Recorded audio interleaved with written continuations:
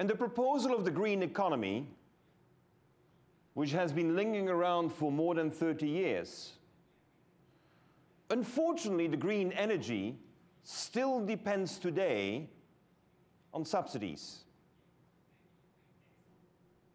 Permit me to submit to you that if photovoltaic cells, after 50 years since their invention, still rely on subsidies, it's time we move on. It's time we cut the subsidies. What I propose is that we have to embark on a very strict discipline to innovate more.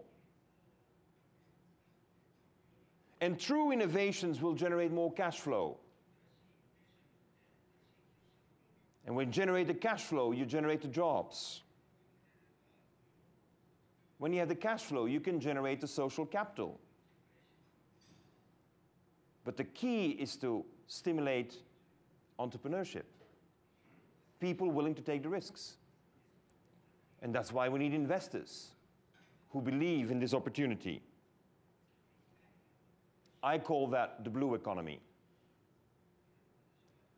Because Mother Earth is blue. The sky, at least when there's no pollution, is blue. The ocean is blue. So let's call it blue.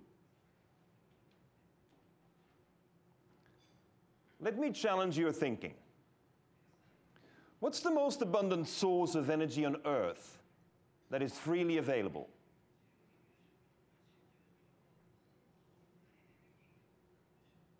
The response typically is sun. Wrong. Gravity. The force of gravity works all the time, 24 hours a day, whereas the sun only shines on half of the Earth for half of the day.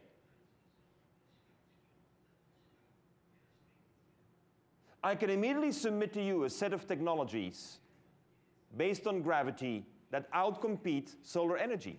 Obviously. If it works 24 hours a day on the whole Earth, it is going to be more effective. You don't have to be a PhD in physics to understand that.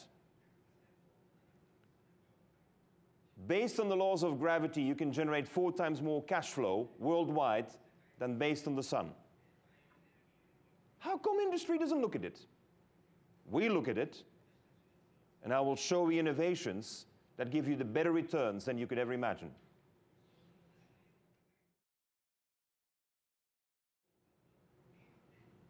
This year, 300 billion bottles of plastic will be discarded in the world. Mind you, 300 billion bottles is an awful lot, just this year. 100,000 tons of titanium will be discarded into landfills because we shave with titanium. 40 billion batteries will be thrown away. 2.5 million hectares of rainforest will be destroyed because we want to clean up the rivers in Europe, Japan, and America. And when you drink your cup of coffee, you're only consuming 0.2% of the biomass that was farmed, and the rest is simply wasted, left to rot, generate methane gas, and contribute to climate change. And if you enjoy shiitake, then unfortunately, you're destroying the oak forest in China. Because 90% of the shiitake in the world is farmed on logged oak. This is not sustainable. But I'm not here to say what is good and what is bad. I'm here to share with you we can do better. And the key with innovation is that we pursue a strategy to do better. And we will channel our investments in a way that we can do so much better that we outcompete on the market. Without the need for subsidies.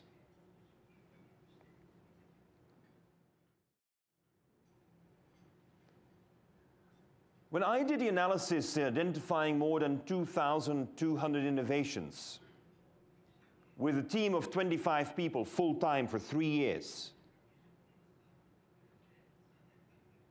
I decided to focus on those innovations that are inspired by the laws of physics. Why physics? Because if I'm an investor, or if I'm an industrialist, I want predictable results. If I don't have predictable results, I'm gambling. I'm taking too high risks.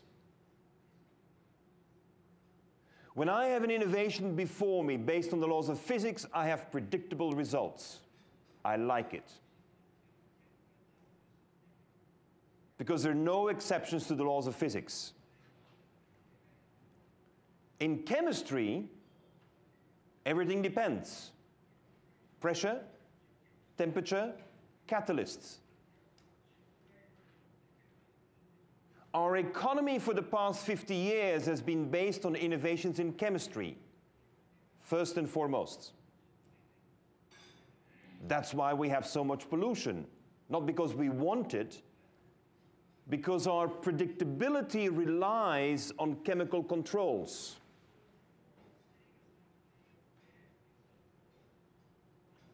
I'm not saying it is bad, I'm saying we can do better.